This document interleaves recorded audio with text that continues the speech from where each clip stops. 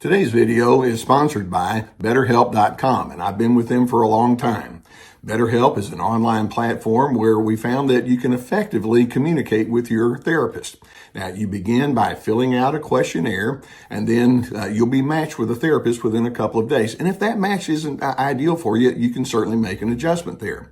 Now, you're going to be encouraged to journal, and also they have the availability for group therapy on a wide array of topics, and I really like that. So as the need exists, go ahead and take the necessary steps to get the help that you need. And just know that BetterHelp has a 4.5 rating on Trustpilot, so it indeed is a platform you can trust. There's a link below the video that will take you there.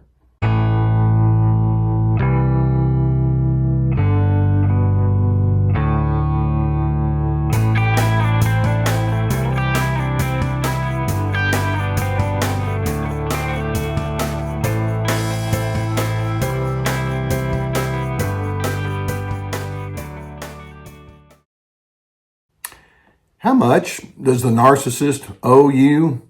Now, you can be thinking in terms of debts and knowing that narcissistic individual has been very difficult, and you can think in terms of how much they could or should have offered to you in a relational way, thinking, well, they certainly didn't live up to that. I want to focus today on the word obligation and ask, what obligations do we have to one another? What obligations does that narcissistic person have toward you? What obligation do you have toward them? And I want to answer it first with an idealistic answer, and then we're going to go second into a much more realistic approach.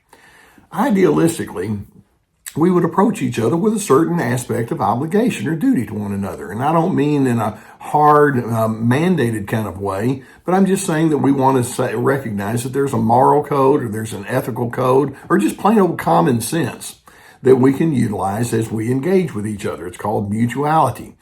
You want to make sure that as you engage with other individuals, you give them good ingredients, and there's a conscientiousness and a decency and a respect and honor and a certain amount of self-restraint that's there. And you would hope that they would do the same in reverse. That's what we owe one another when we're living according to healthy ethical standards.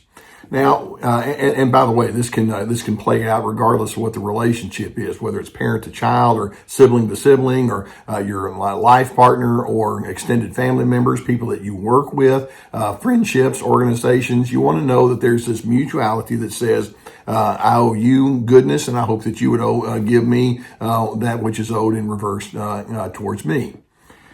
The biggest problem that we have with narcissists is they're highly transactional when they are in relationships, regardless of all the ones that I just mentioned. And they're thinking, well, what's in it for me? And they lack empathy. They don't really worry themselves too much with how their lives are going to impact you. They're thinking, how is your life going to impact me? And if it's not what I want, what you're obliged to give me, then I'm going to make you pay for it. And so they don't have that moral or ethical or dutiful kind of a code to operate with. They operate instead with a self-impressed entitlement. They're very self-serving in the way that they engage with you. They must be in the superior position as far as they're concerned, which means that they seek all different ways to be in control. And they can be critical and bossy and coercive and give you advice that you didn't ask for, and they can become very angry when you don't do what they think that you owe them. They have a lack of regard for you because they have too high of regard for themselves. Now, of course, based on other teachings that I've had, that most of their lack of regard for you is based on a compensation model. They're trying to compensate for their own feelings of inadequacy by building themselves up at your expense. That's a whole other issue. But basically, we want to recognize the narcissist is going to be very willing to remind you of what you owe them, what your obligations are to them, but then it's going to be a one-way street. Now, what this does is it leaves you with lingering expectations or desires. And I want you to think, how many times have you been caught in your own reverse anger towards the narcissist, more or less saying, but you owe me so much more? And so there'd be times when you'll tell them to quit it and to knock it off and to give you A instead of B and to treat you in certain kinds of ways. And a high percentage of the time that you're saying those kind of things to the narcissist, you're probably right. You probably make sense. But you see, in order for an obligation to have a sense of reality to it, it needs to be based upon free will. Every person has a free will, and we each get to decide who we're going to be. And in the narcissist self-centered mindset, they think, well, if I'm a free person, then I freely choose to accentuate me and me alone, and I don't really regard you all that much.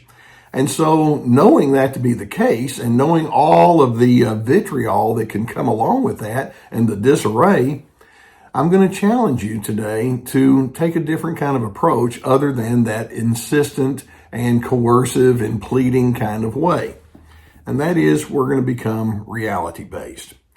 Rather than trying to hold a narcissist to a standard that says, here's what you owe me, here are your obligations to me, figure it out, and then you and I are going to get along well, can we just say, I know who you are, and you're going to be who you are.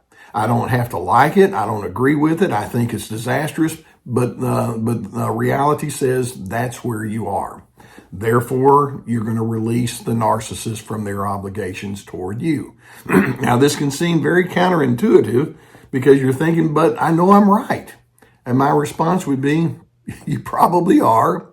And yet, by staying attached to the narcissist through your pleading and your anger and your agitation and your angst, you're unable to move forward. And you're unable to be the kind of person that you really need to be because you're so busy reacting against that person based on what they owe you.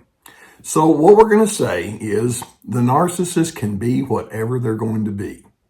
And then in the meantime, we're also going to say they owe you nothing. And I know this is counterintuitive, but I'm hoping you can see that this is going to open you up to a feeling of freedom that you can have that's going to be very different from what they think of when they think of their own freedom. Here's how it works. For example, you may think to yourself, well, I stand for transparency. I stand for authenticity. And as you hold on to that standard, it dawns on you that the narcissist stands for deviousness. And here's my mindset. You can be who you are. You owe me nothing. You also can think to yourself, you know what? Respect makes a lot of sense to me. I like being respectful towards individuals. I like acknowledging another person's worth. The narcissist, in their response, can say, well, I'm perpetually disrespectful. They're not going to be that honest, but that's what they are. And my response is, be who you are. You owe me nothing. It can be that you'll approach conflicts or just differences when they arise. And then you can think to yourself, well, what I choose to be in those kind of scenarios is I choose civility. And I choose to have a sense of goodness in the way that we engage with each other in those moments. The narcissist thinks, well, I choose to be venomous and I choose to throw all my anger at you. My response to that is, be who you are. You owe me nothing. When mistakes happen or when flaws become evident, you can say, well, I choose to learn. I choose to examine who I am and see if we can move forward in a positive way. The narcissist thinks, well, when I see mistakes, I cling to contempt. I choose to hate. My response to that is, be who you are. You owe me nothing. When opinions clash, and you know that you have a proper way of looking at things, but narcissists will come at you with all sorts of invalidation. You seek to have empathy. They seek to be absurdly defensive. My response is, be who you are. You owe me nothing. When their anger flares, you can think, well, I'd like to find coordination. And they're thinking, I'm looking for harsh dominance. My response is, be who you are. You owe me nothing. When you prioritize boundaries and you have healthy consequences and you set stipulations with respect to what you will and will not participate in, the narcissist is going to respond by minimizing your boundaries and coming at you with coercion. My response, be who you are. You owe me nothing. When you give priority to your healthier initiatives and activities, and you give attention to things that are right and good and reasonable in your life, And then the narcissist comes along with character assassination, and they go into a smear campaign, and they let you know how impossible you are. My response is, be who you are. You owe me nothing. When you choose to be a loving person and give attention to patience and kindness and goodness, and the narcissist chooses scorn. When you choose peace and you say, that's what I want to stand in, and the narcissist offers perpetual strife, my response is, be who you are. You owe me nothing. Now, sadly, what I'm saying is each one of us gets to freely choose who we're going to be. We have our moral codes, we have our ethics, we have our duties and our obligations, and I'm hoping that as a healthy individual, you'll say, yes, I'll consult all of that. And that's what's going to guide me. That's what's going to lead me forward. And the narcissist, basically, their response is, screw that. I'm not doing it. I'm all in it for me. And if you don't like it, too bad, just conform. Now, they won't be quite that honest, but that's where they're coming from. They get to be whoever they are, and they owe you nothing. In doing so, what you're going to do is you're going to say, I'm taking myself out of their sphere of influence. I'd like to have that mutuality, but knowing that they have no conception of that, they have no willingness, they have no appreciation for what it will bring, then I'm going to release them. I'm going to let them be whatever they need to be. And you can also acknowledge that whatever contract you might have had with them in a relational sense has been broken. They've broken their end of the contract, which means that the relationship itself may wind up becoming null and void. All I know is that you have the obligation to yourself, the duty, the ethical responsibility to yourself to ask, well, am I going to move forward freely with goodness and decency? Or will I remain attached to the narcissist through my anger and agitation and ongoing expectations that will not be met? Which am I going to be? And I'm hoping you can remind yourself, I deserve the best version of me that I have to offer. And if the narcissist chooses to go into a different direction, my response is going to continue to be who you are. You owe me nothing. Now, I hope that videos such as this can give you some good food for thought, and I'm hoping that you can remind yourself you're in charge of being the best version of yourself as you can be. Yes, it would be so nice if you had somebody that would say, well, I'd like to join you in that. But in the narcissist, that's not in their nature. I get it. That's reality. And so we're going to go forward with that. If you haven't already hit that subscribe button, I would encourage you to do so. I'm going to keep more videos coming towards you. Now, you know that I have my sponsors. You know that I've been sponsored for years by the people at BetterHelp.com. If you have a need for online therapy, and online therapy has proven to be very successful and engaging, then we have a link below that will take you to that. Please get the help that you might need with respect to that. In addition, go to my website and you're going to see plenty of resources that we have there for you. I have my courses. They're very extensive. Each course has at least 25 teaching videos with handouts and guided questions. We have them on anger and healthy relations, boundaries, and finding yourself. And then we also, in addition to the courses, we also have my webinars, which are 90-minute PowerPoint presentations on a wide array of topics. And so they're there for the teaching benefit for you, along with my video, along with my articles and my books, etc. We have plenty of resources for you. Wouldn't it be nice if the narcissist could say, you know, I know that there's a certain duty, there's a certain obligation that I have towards anybody that's going to come into my presence, and I want to lean into that with a good ethical code.